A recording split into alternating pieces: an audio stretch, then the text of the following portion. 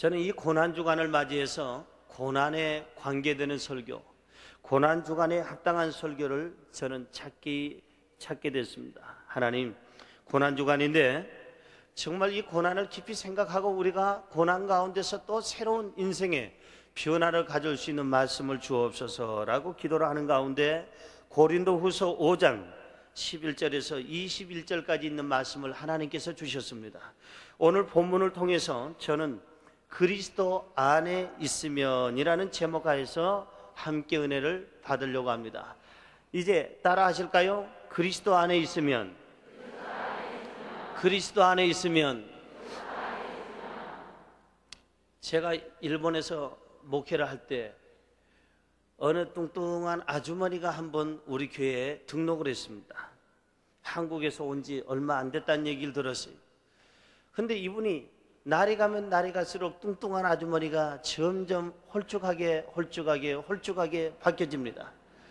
처음에는 얼굴도 낮은 해처럼 밤의 달처럼 그렇게 살 수는 없을까, 그렇게 아주 해처럼 빵빵하게 그렇게 살이 좀 찐 아주머니였는데 아주 두리뭉실하게 생긴 아주머니가 30대 후반쯤 됐을까요? 그런데 저희 교회에 등록을 했는데 이제 보름이 지나가니까 이 보름달로 이제 됐던 그 얼굴이 이제 점점 반달이 되고, 반달이 한 달쯤 지나니까 초생달이 되고 점점 말라가는 거예요. 그래서 그런가 보다 그랬는데 이분이 예배당만 오면 울면서 기도를 합니다. 하나님, 받은 증거 주시옵소서, 받은 증거 주시옵소서, 받은 증거 있게 하여 주옵소서. 매일같이 울면서 기도하기를 받은 증거 주옵소서, 받을 증거 주옵소서, 받은 증거 많게 하여 주옵소서.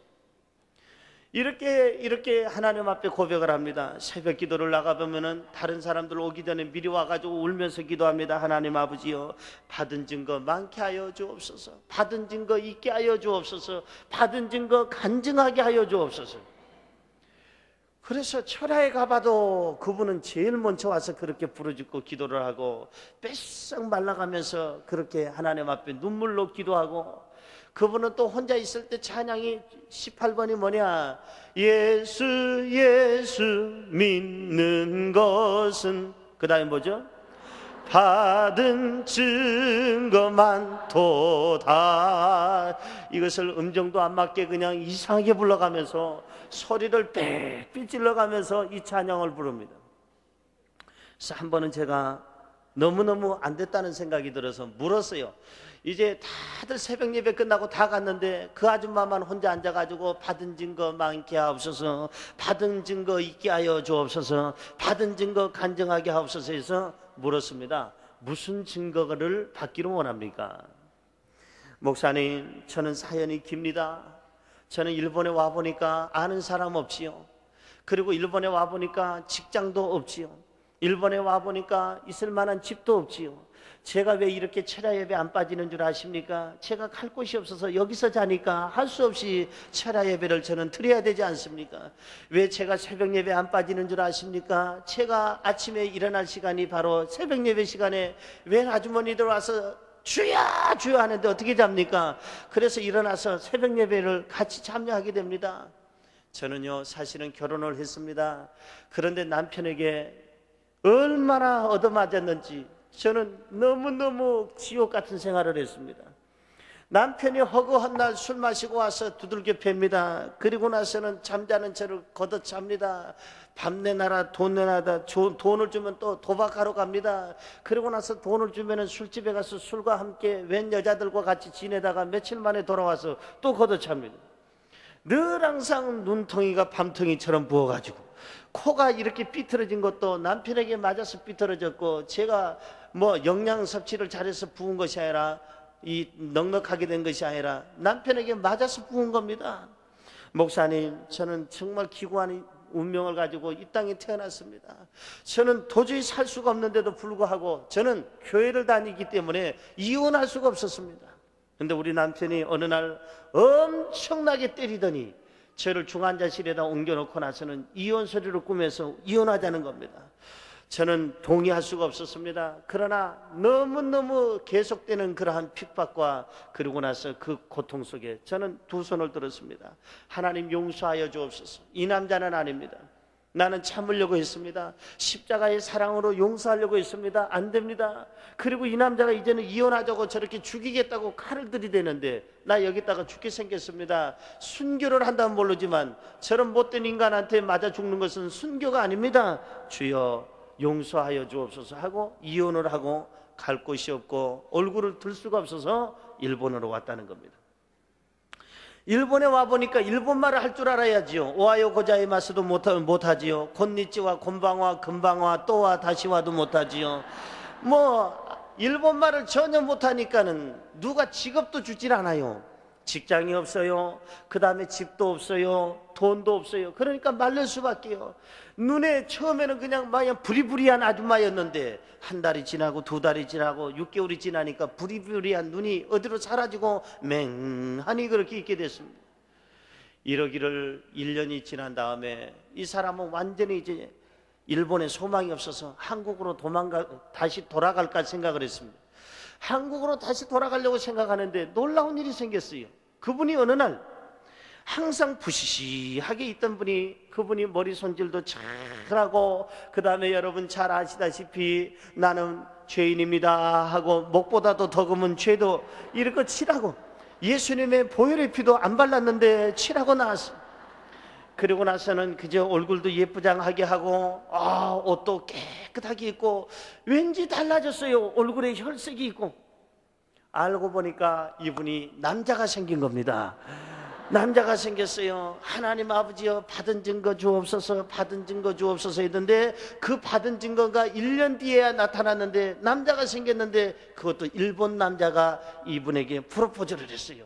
목사님 남자가 생겼습니다. 나에게도 남자가 있습니다. 내가 결혼에 한 번은 실패했지만은 두 번은 실패할 수 없습니다. 이 남자 보니까 너무 착해 보입니다. 일본 사람들 다들 그렇지만은 사람이 어쩌면 그렇게 온순해 보이고 싱겁게 보입니까? 저는 좀 싸납게 보이는데 이 남자는 아주 싱겁게 보입니다. 목사님 기도해 주십시오. 그 남자 데려왔어요. 그래서 저는 정말 의아했습니다. 이 아주머니가 처음에는 뚱뚱했다가 나중에는 뺏어 말랐다고 말씀을 드렸는데 정말 이런 여자를 누가 데려갈까 했는데 그 남자가 자기가 데려가기로 청혼을 했어요.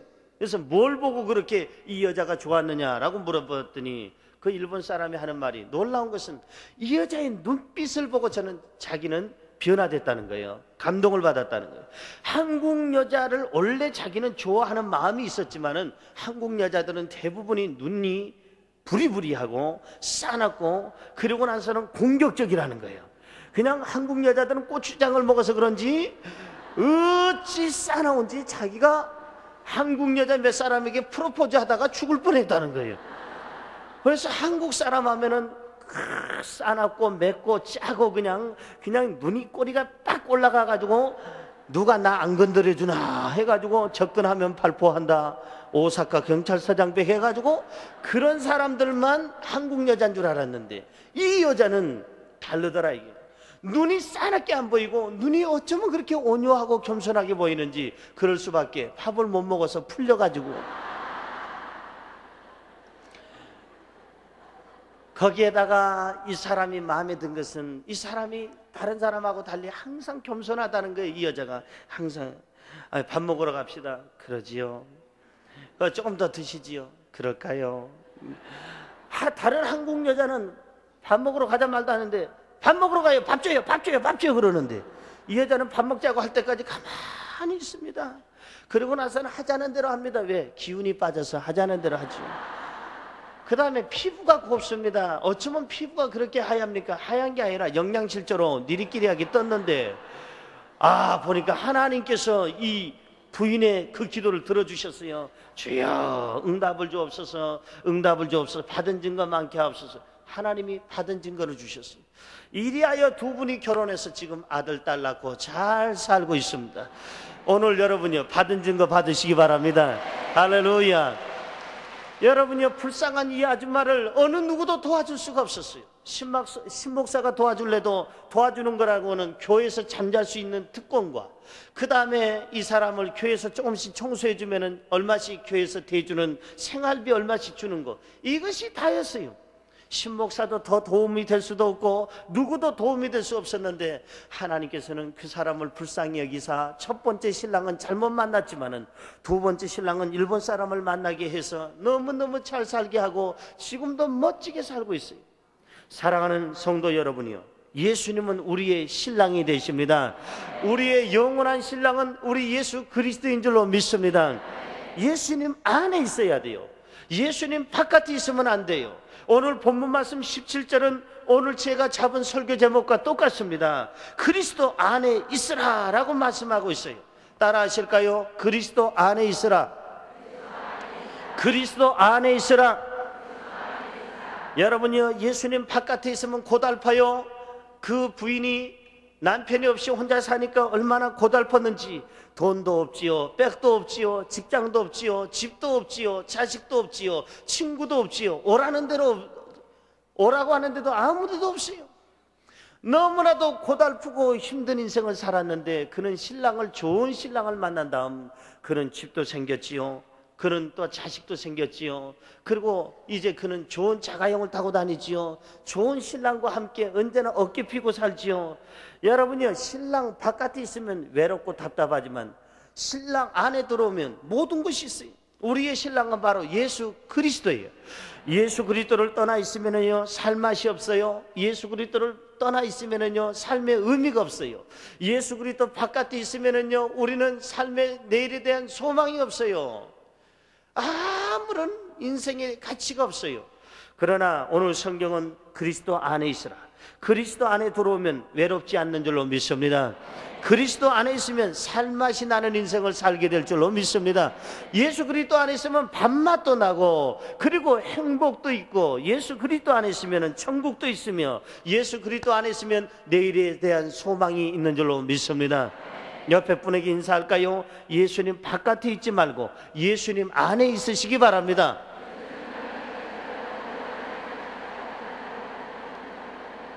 할렐루야. 그리스도 안에 있으면 우리는 달라져야 됩니다.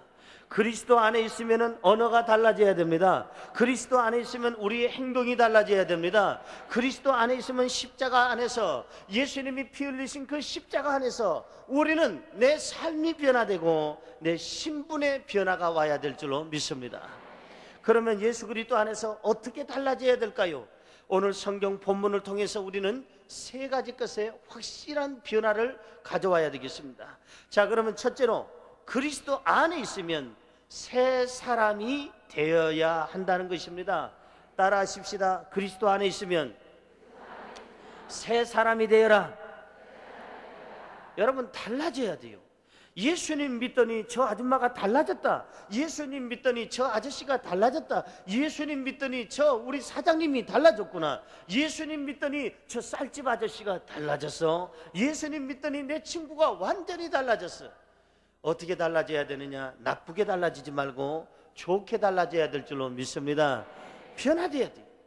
여러분요, 아까 그 아주머니도 신랑을 만난 다음에 오랫동안 안 그렸던 그러한 것을 그리기 시작하지 않습니까? 예수님의 보혈의 피 전체적으로 잘 발라가지고, 그리고 나서는 신랑이 생기자 그는 인생의 변화가 왔어요. 예수 그리스도가 우리의 신랑이요, 예수 그리스도의 십자가가 바로 내 인생의 십자가라고 믿어진다면 우리도 얼굴 표정부터 우리도 모든 것이 변화돼야 될 줄로 믿습니다. 할렐루야. 동네에서, 우리 아파트에서 제일 싸움 많이 하는 싸움닭 아줌마가 여의도 순복음교회 다니더니 싸움닭이 변화됐더라. 변화돼야 돼요. 그런데 동네에서 유명한 싸움닭 아줌마가 교회 가더니 성령에 불 받더니 더 뜨거워져 가지고 더 싸우더라 하면은 이거는 잘못된 겁니다. 여러분, 달라져야 돼요. 달라져야 됩니다. 제가 일본에서 목회할 때 야쿠자 부인이 있었어요. 깡패 부인이 있었는데 이 부인이 언제나 기도를 합니다. 하나님 아버지여, 내 남편을 변화시켜 주옵소서. 한 번은 남편에게 전도를 합니다. 여보, 자기야, 우리 교회 나가자. 교회 나가자고 했더니 일본 남자인데 그 깡패 야쿠자인데 나가요. 교회가 난데스까? 교회가 뭐냐? 그러면서 막 야단을 치고 막 내리칩니다. 그래서 교회 얘기 한마디 하다가 그냥 3일 동안은 끙끙 앓았어요. 그러고 나서 조금 있다가 또 며칠 뒤에 기도를 하는데 자꾸 성령님이 자꾸만 깨달음을 주십니다. 네 남편을 구원해라. 네 남편을 구원해라. 주먹 가지고 천국 가는 게 아니다. 수많은 사람을 괴롭히는 네 남편을 변화시키면 너무나도 그 밑에 똘마니들이 많은데 그 모든 똘마니들까지 다 변화시킬 수 있지 않겠느냐. 변화시켜라. 변화시켜라. 주여, 며칠 전에 하다가 얻어 터진 거 알지 않습니까? 순교하는 마음으로 변화시켜라. 그래서 또 남편에게 또 얘기합니다. 밥상 잘 차려놓고 밥 먹고 있는 남편에게 여보, 교회 나갑시다. 내 소원이 딱 한 가지 있다면 당신이 교회 나가고 이제는 이 지긋지긋한 이 깡패 노릇, 야쿠자 노릇 안 했으면 좋겠다 했더니 갑자기 밥상을 그냥 들이엎으면서 따가야로 조생진 그러면서 일어서더라는 거예요. 아, 그래가지고는 너무너무 그냥 밥상에 또 찌어가지고는 또 며칠 동안은 고생을 했어요.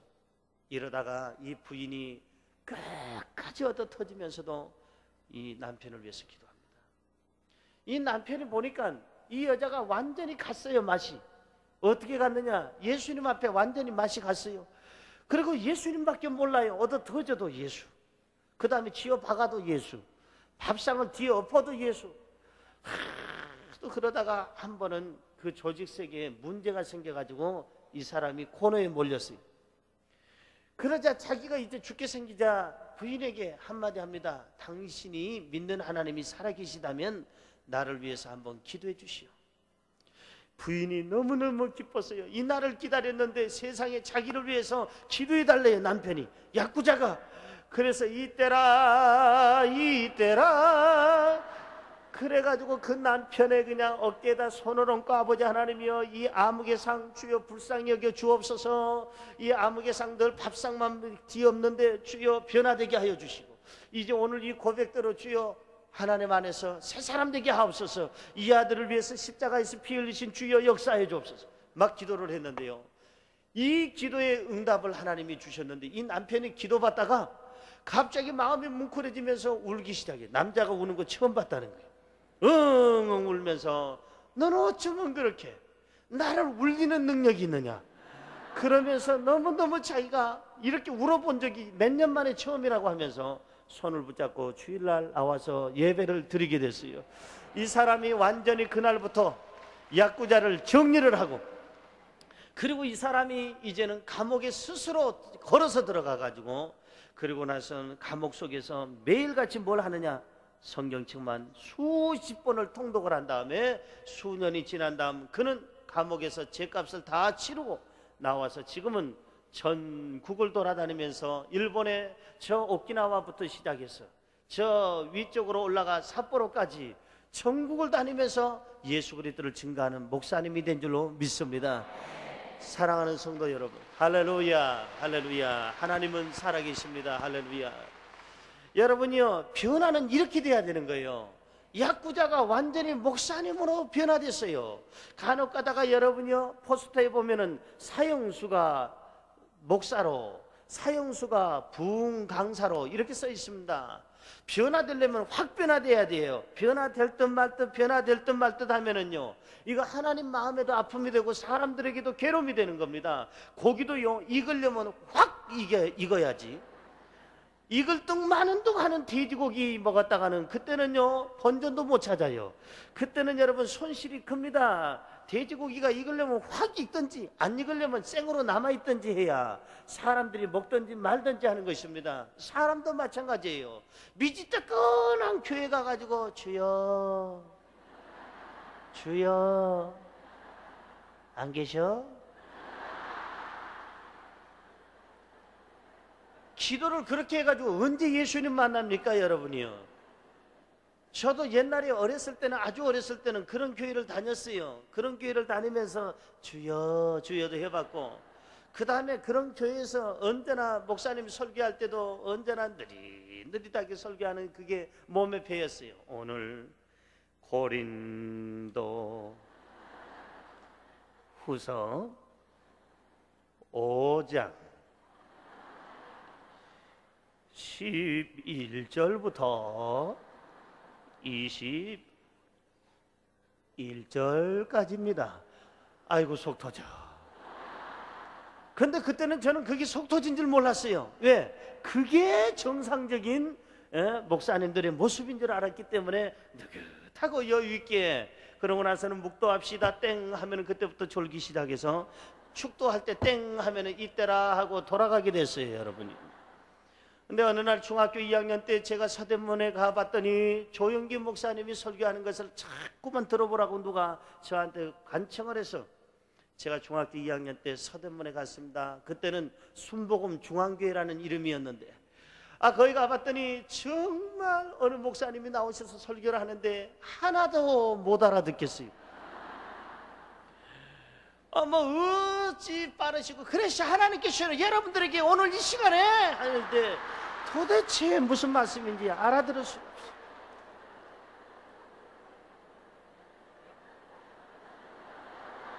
도대체 알아들을 수가 없어요. 그래서 뒷자리에 앉았는데 그런데 한 10분 좀 지나니까 조금씩 들어오기 시작해요. 그 다음에 마무리를 짓는 결론적으로 하실 때 그때서야 뭔가 와닿아요. 그러니까 하도 느린 설교만 듣다가 옛날에 제가 모시던 목사님이 서론할 때 우리 당회장 조영기 목사님은 아예 결론까지 끝나시는 거예요, 그 시간이면. 그래가지고 찬송도 하시고 그런데 은혜를 너무너무 많이 받았어요.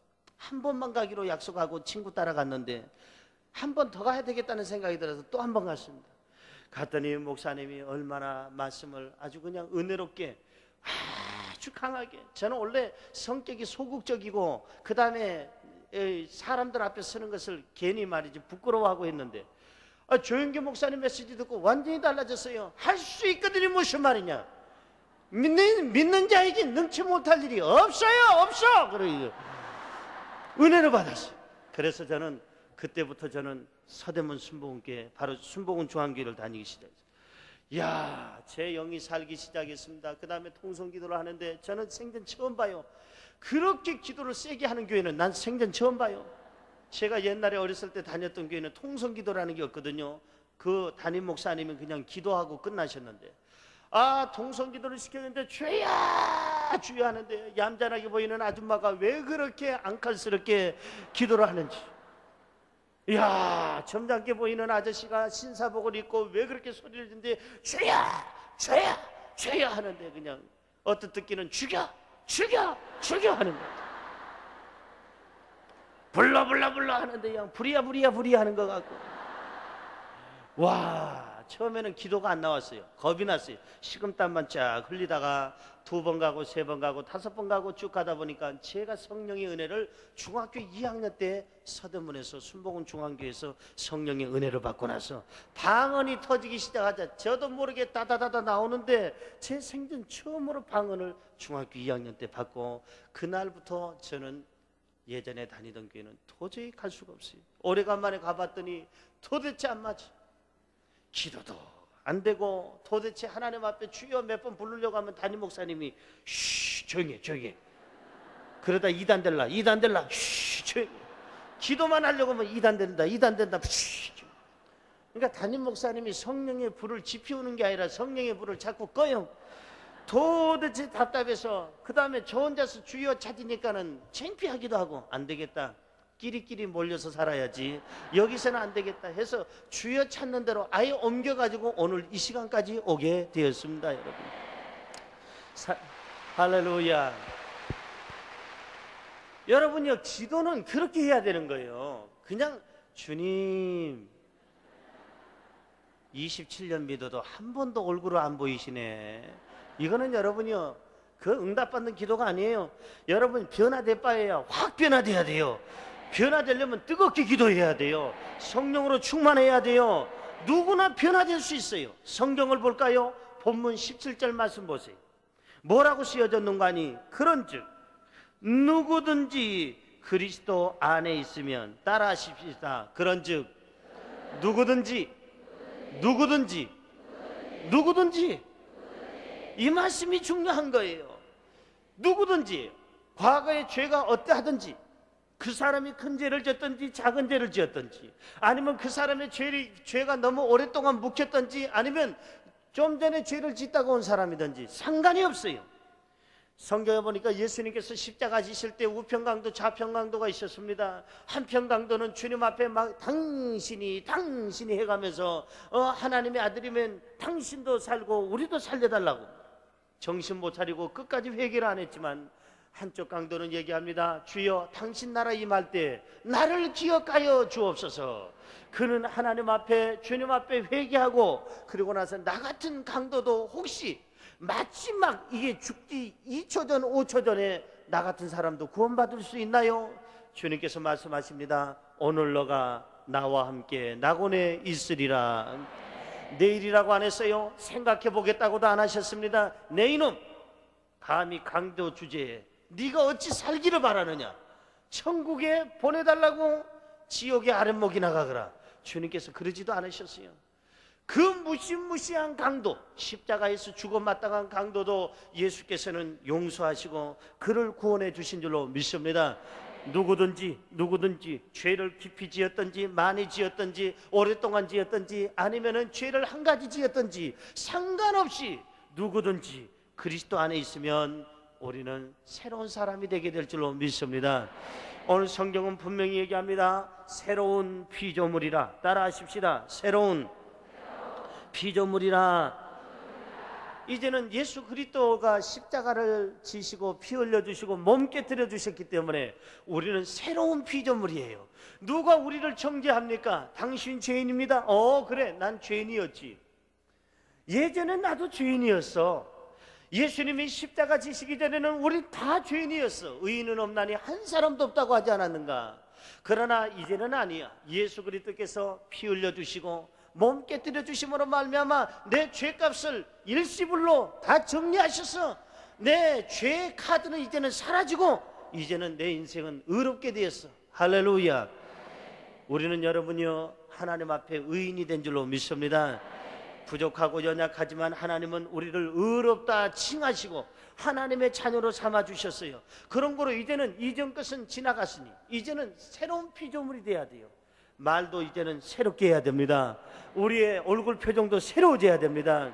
내가 예수님의 십자가를 알기 전에는 내 인생이 고달팠지만 이제는 여러분이요 십자가를 내가 의지함으로 말미암아 인생이 평안하고 아름답고 행복해야 될 줄로 믿습니다. 예전에 예수님을 알기 전에는 내 입에서 나오는 말마다 아이고 죽겠네, 아이고 죽겠네, 이래서 죽겠네, 저래서 죽겠네 했지만 이제는 예수님의 십자가를 의지하고 나서 나는 오늘부터 새 생명을 얻게 되고 나는 살겠다는 고백을 할 수 있게 되었습니다. 여러분이요 말이 달라져야 돼요. 우리의 생각이 달라져야 됩니다. 예수 그리스도의 십자가 안에서 우리는 마음이 달라져야 됩니다. 예수 그리스도의 십자가 안에서 우리는 생활의 변화가 있어야 될 줄로 믿습니다.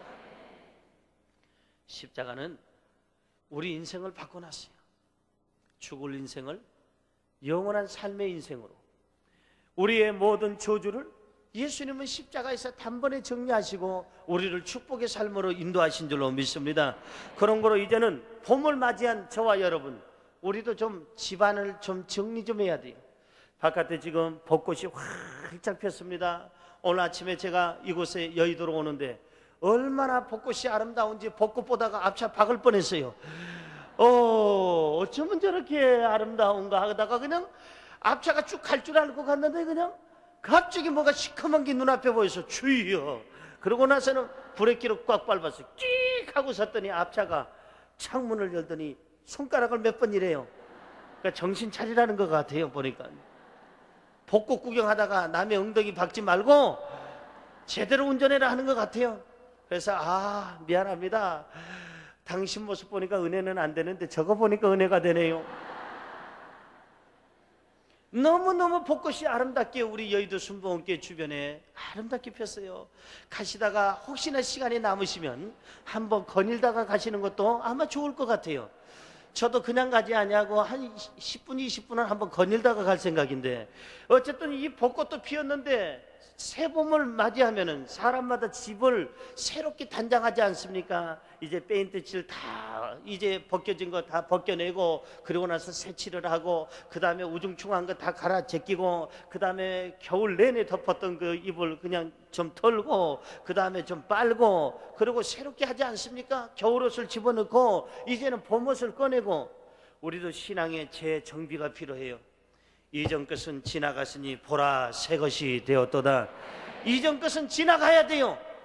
우리를 억압하고 우리를 인생의 추위에 몰아넣었던 거, 우리를 갖다 덜덜 떨게 만들었던 우리의 과거 사람은 지나가야 돼요. 십자가 안에서 우리는 옛사람을 벗어 던져야 될 줄로 믿습니다. 그런즉 누구든지 그리스도 안에 있으면 새로운 피조물이라. 이전 것은 지나갔으니 보라 보라 새 것이 되었도다. 사람들에게 얘기하세요. 보라, 나 새 것이 된 걸 보라. 보라, 우리 가정이 새 것이 된 것을 보라. 여러분요, 옛 세상 쾌락을 이제는 버려야 됩니다. 옛 욕심도 버려야 됩니다. 옛 여러분요 못된 습관도 버려야 됩니다. 이제는 집안 정리를 해야 돼요. 우리 신앙의 모든 집안 정리를 해야 됩니다. 옛 교만을 버려야 됩니다. 옛 고집도 버려야 됩니다. 옛 이생의 자랑도 버려야 되는 것입니다. 버리면 주님께서 새 것으로 우리에게 옷 입혀 주실 줄로 믿습니다. 본문 말씀 13절 보십시오. 같이 읽어볼까요? 13절 시작. 우리가 만일 미쳤어도 하나님을 위한 것이요 만일 정신이 온전하여도 너희를 위한 것이니. 이제는 좀 예수 그리스도의 십자가 안에서 변화됐으면 이렇게 변화되어야 돼요. 옛날에는 세상 것에 빠져 있었지만 이제는 십자가를 내가 의지한 다음에 나는 주님을 위해서 푹 빠져 있어야 될 줄로 믿습니다. 한 여자가 한 남자를 사랑하게 되면 빠지게 됩니다. 목사님 보여요. 뭐가 보여요? 밥을 먹어도 그 남자가 보여요. 제가 37 될 때까지 남자라는 거 구경도 못했는데 이 남자를 알고 난 다음에 저는요 이제는 문제가 생겼어요. 밥을 먹어도 보여요. 제가요 잠을 자도 꿈속에 나타나요. 그리고 나서 너무 미안해서 주님 앞에 주여, 주님이 안 보이고 이 남자가 보이는 거 회개하나이다. 회개기도 하는데도 그 남자가 보여요. 목사님 어떻게 하면 좋아요? 뭐 한 거냐? 사랑에 빠진 거예요.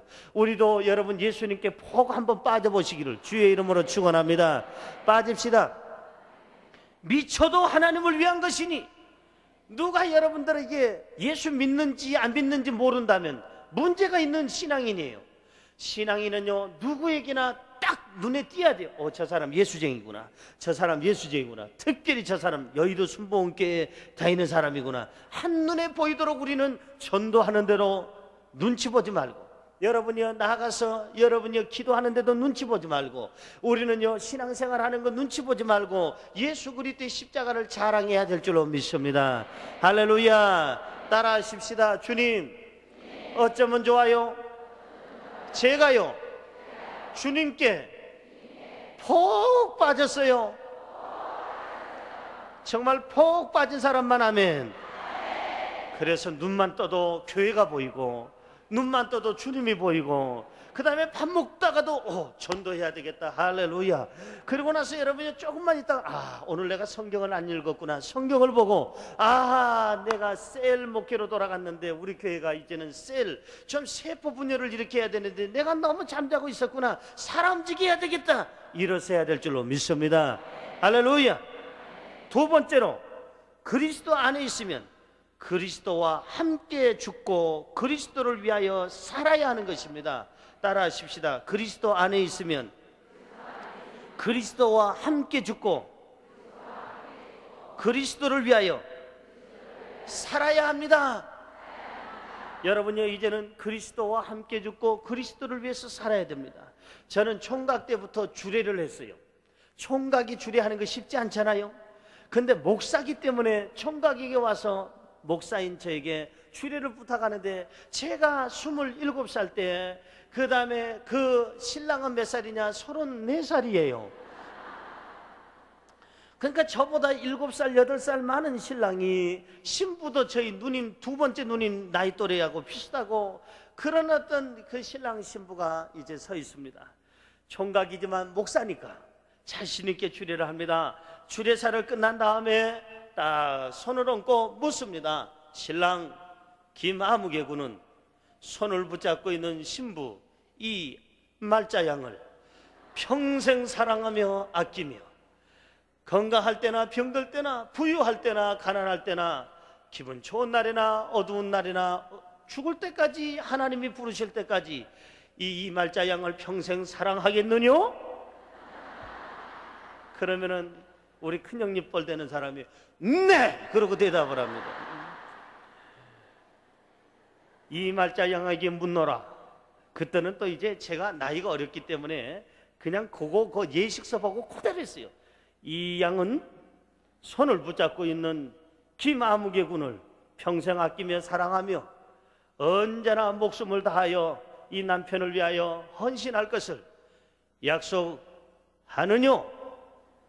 예 하고 또 대답을 합니다.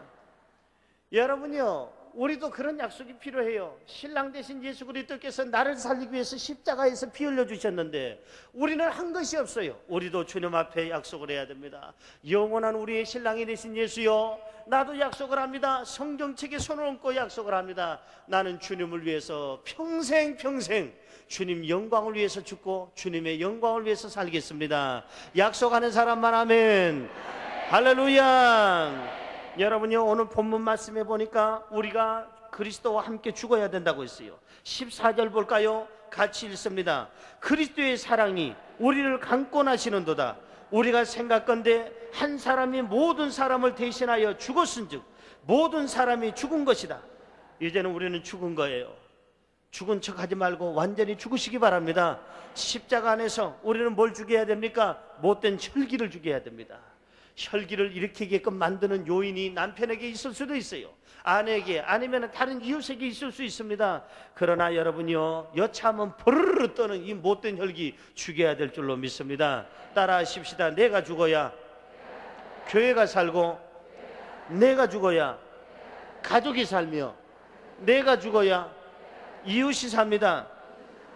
십자가 안에서 죽여야 될 건 또 있습니다. 욕심을 십자가 안에 죽여야 됩니다. 여러분요, 욕심이 잉태한 즉 죄를 낳고 죄가 장성한 즉 사망에 이른다고 있습니다. 또 십자가 안에서 죽여야 될 게 뭡니까? 지나친 시기심입니다. 시기하고 질투하면은 그 다음부터 문제가 발생합니다. 이 시기심을 죽여야 돼요. 그리고 십자가 안에서 우리가 죽어야 될 거는 과소비예요. 과소비. 지나친 사치와 방종입니다. 과소비입니다. 우리가 십자가 안에서 죽여야 될 것은 의심입니다. 불신앙입니다. 십자가 안에서 또 죽여야 될 것은 지나친 자존심입니다. 이것을 죽이면 우리는 주님 안에서 멋지고 아름답게 살아가게 될 줄로 믿습니다. 여러분요, 이것을 죽였으면 우리가 해야 할 일이 있습니다. 주님 안에서 살아야 돼요. 그리스도 안에서 그리스도를 위해서 살아야 되는데 오늘 본문 말씀 15절은 이렇게 말씀하십니다. 15절 읽어볼까요? 저가 모든 사람을 대신하여 죽으심은 산자들로 하여금 다시는 저희 자신을 위하여 살지 않고 오직 저희를 대신하여 죽었다가 다시 사신 자를 위하여 살게 하려 함이니라. 보세요, 이제 주님을 위해서 주님과 함께 죽었다면 이제는 주님과 함께 살아야 돼요. 여러분요, 우리가 행복이 살아나야 돼요. 건강이 살아나야 돼요. 우리 기쁨도 살아나야 돼요. 믿음도 살아나야 돼요. 우리의 생활에 여러분이요, 모든 평안함도 살아나야 돼요. 모든 것이 하나님 영광을 위하여. 내가 원하는 한 가지 주님의 기쁨이 되는 것. 시간이 없어서 이 정도만 합니다마는 여러분이 우리가 늘 고백한 것처럼 내가 원하는 것이 한 가지 있다면 주님의 기쁨이 되는 겁니다. 예수님이 우리 인생을 변화시켜 주셨는데, 십자가에서 변화시켜 주셨는데 왜 우울하게 삽니까? 왜 짜증내면서 삽니까? 십자가 안에서 우리의 행복을 주셨는데 왜 불행하게 살아가야 돼요? 이제는 여러분요, 주님의 영광을 위하여 돈을 버시기 바랍니다. 주님 영광을 위하여 명예를 얻으시기 바랍니다. 주님 영광을 위하여 여러분 권세도 얻으시기 바랍니다. 주님 영광을 위하여 집 평수도 늘리시기 바랍니다. 왜? 연합예배 드리려고. 연합예배 드리려고. 주님 영광을 위하여 여러분이요, 차도 큰 차도 바꾸시기 바랍니다. 어쩐 차? 봉고차. 더 많은 사람 전도해서 데리고 다니려고. 봉고차 한 대 더 있으면 더 좋잖아요. 전도할 수 있으니까. 여러분 주님 영광을 위하여 직장과 가정에서 본이 되시기 바랍니다. 한번 손 들고 따라 하십시다. 주여, 주님 영광을 위하여 구하오니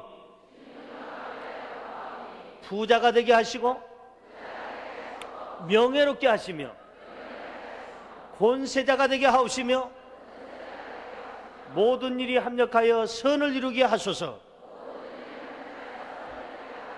아멘. 무엇을 위해서 구하셨어요? 주님의 영광을 위하여. 내가 죽어도 주님 때문에 죽고 살아도 주님 때문에 사는, 정말 내가 죽어야 될 자리에 주님이 대신 죽어주셨는데 뭘 못해드려요? 뭘 못해드려? 이미 나는 죽었어요, 십자가에서. 그러면 나는 덤으로 사는 거예요. 주님 영광을 위하여 여러분이요, 매일같이 하루하루 살아가시기를 주님의 이름으로 축원합니다. 축원합니다. 마지막으로 세 번째, 그리스도 안에 있으면 화목하며 살아야 됩니다. 따라 하실까요? 화목하며 삽시다. 옆 사람 얼굴 한번 볼까요? 싸움 많이 하게 생겼는지 한번 보시고 이렇게 얘기하세요. 화목하며 사는 것이 하나님의 뜻입니다.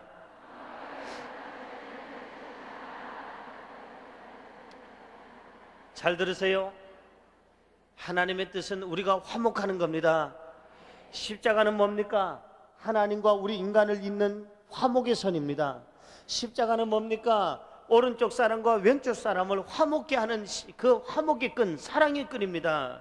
여러분이요, 십자가가 없는 교회는 교회가 아닙니다. 십자가의 보혈이 없는 목사는 목사도 아닙니다. 십자가의 그 어떤 능력이 없는 그런 재직은 재직도 아닙니다. 십자가가 있어야 돼요. 그냥 폼으로만 여기다 달고 다니지 말고, 그것도 조그만한 십자가도 아니고 그냥 대문짝만한 십자가를 달고 다니고, 우평강도 십자가, 좌평강도 십자가, 그 다음에 저 밑에 성경에도 없는 배꼽에 달고 있는 십자가, 별난 십자가는 다 달면서 진정으로 십자가의 의미를 모르는 사람들이 많아요. 여러분이요, 십자가 안에서 우리가 해야 할 일은 뭐냐? 화목이에요. 하나님은 화목을 원하세요. 목사에게 원하는 것은 화목이에요. 장로에게 원하는 것도 화목이에요. 권사에게 원하는 것도 화목이에요. 집사에게 원하는 것도 화목이에요. 저와 여러분, 우리 성도님들에게 원하는 게 화목인 줄로 믿습니다. 여러분이요, 그런 거로 화목하세요. 화목은 예수님의 뜻이에요. 예수님의 마음이에요. 예수님의 소원이에요. 제발 화목하며 살아라. 목사님, 아무리 화목을 하려도 안 되는 사람이 있어요. 그러나 끝까지 해보세요. 끝까지 하다 안 되면 그거는 본인 팔자고 내 팔자가 아니라 끝까지 화목을 위해서 우리는 노력을 해야 돼요. 여러분, 그러면 누구와 화목해야 됩니다? 누구하고 화목해야 합니까? 성경 보세요. 20절 보세요. 20절에 보니까 누구하고 화목해야 되느냐?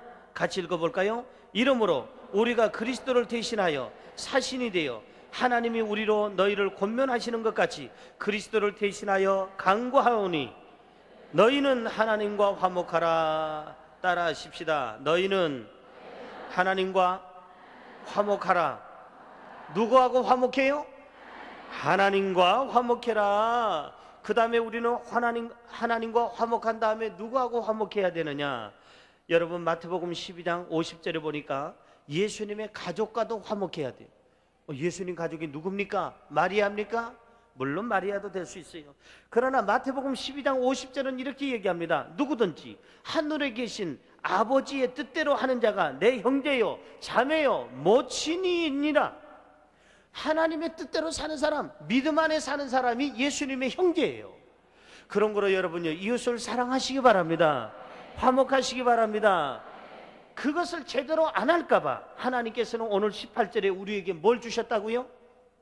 18절 보세요. 오늘 본문 말씀 18절에 화목을 하라 해도 안 하니까 하나님께서 임명하셨어요. 뭘로요? 화목케 하는 직책을 주셨다고 오늘 18절은 얘기합니다. 우리에게 화목하게 하는 직책을 주셨으니 그 직책 받은 사람 아멘.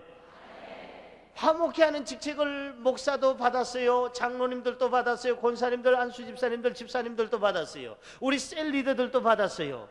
우리 화목케 하는 직책을 받은 사람, 오늘부터 화목을 이루어야 될 줄로 믿습니다. 화목하려면 세 가지 것을 해야 됩니다. 화목하려면 첫째, 자신을 죽여야 돼요. 따라 하십시다. 죽여라. 내가 죽어야 살아요. 이웃이 살아요. 본문 말씀 14절에 보니까 한 사람이 모든 사람을 대신하여 죽었은즉 모든 사람이 죽은 것이니라. 이제는 우리가 죽어야 가족이 살고 이웃이 살고 내가 교회에서 죽어야 교회가 살아요. 내가 살아가지고 나요 나랑 깨 그러면은 나요 나 교회가 살질 않아요. 가정이 살질 않아요. 그 다음에 화목하려면은요 죄를 지적하지 말아라. 참, 이거 참 어려운 얘기입니다. 죄를 지적 안 할래 안 할 수가 없고 하면은 원수가 되고 싸움을 하고 하면은 싫어하고. 오늘 본문 말씀 19절 보세요. 읽어볼까요? 이는 하나님께서 그리스도 안에 계시사 세상을 자기와 화목하게 하시며 저희의 죄를 저희에게 돌리지 아니하시고 화목하게 하는 말씀을 우리에게 부탁하셨느니라. 자, 이제는 여러분 성경에 보니까 저희에게 저희들의 죄를 돌리지 않았다고 그랬어요. 화목하기를 원한다면 죄를 지적하지 마세요. 마지막으로 세 번째, 화목하기를 원한다면 사랑하세요. 그래도 사랑해야지. 그것까지도 사랑해야지. 그렇게 사랑하면 이해할 수가 있고 그렇게 사랑하면 용서가 되며 그렇게 사랑하면 모든 허물을 덮을 수가 있어요. 고린도전서 13장 1절 2절에 보면 그 중에 제일은 사랑이라. 사랑이 없으면 아무것도 아니요. 모든 것은 사랑이라고 성경은 말씀합니다. 성경 한 구절 읽고 저는 마치고자 합니다. 요한복음 13장 35절에 보니까 잘 들으세요. 너희가 서로 사랑하면 이로써 모든 사람이 너희가 내 제자인 줄 알리라. 우리는 십자가 안에서 죽었기 때문에 덤으로 삽니다. 오늘도 사랑하며 또한 이웃을 용서하며 화목하며 사시기를 주의 이름으로 축원합니다. 축원합니다.